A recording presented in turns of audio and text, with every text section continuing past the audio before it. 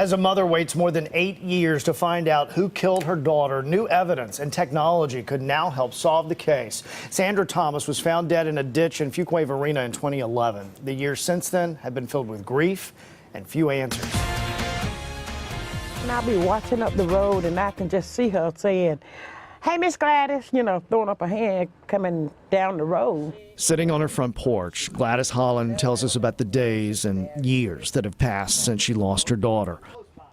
I think I stayed in shock for a while. Not only that day, but for a week or so. I mean, it just shocked me. I still can't believe it. From all accounts, Sandra Thomas went to a neighborhood party. It was here that house once stood. Now, though, it's a vacant lot. From above, you can see just how close it was to the ditch where her body was eventually found.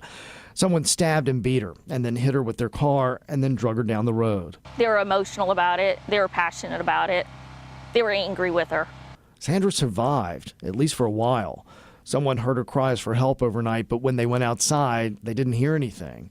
She struggled to pull herself out of the ditch, pulling off her already ripped clothing. She couldn't save her own life, though. She was found hours later, face down in the mud.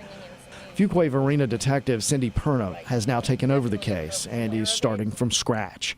To actually be hands-on and going through the files, reading the reports, reviewing the interviews and all the supplements, the tips that came in, the leads that were pursued, I just felt like we could be doing more. New technology could help. Paint chips are currently at the state crime lab being analyzed. Perna and Sandra's mother hope it will break the case. We were not successful in developing a specific vehicle from those paint chips. However, as persons of interest are presented, we are comparing their paint chips to the paint chips recovered off of her person to determine if they are a match. Gladys says as far as she knows, there was no indication anyone would want to hurt Sandra. No, because she had many friends and everybody loved her. I mean, everybody loved her. But no one loved her as much as her mother and Sandra's son, who was just 10 years old at the time. For me, God is my witness. There's not a day go by that I don't think about her. Not a day.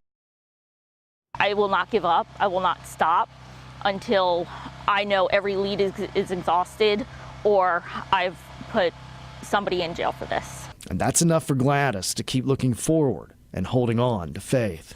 I've got a lot of hope.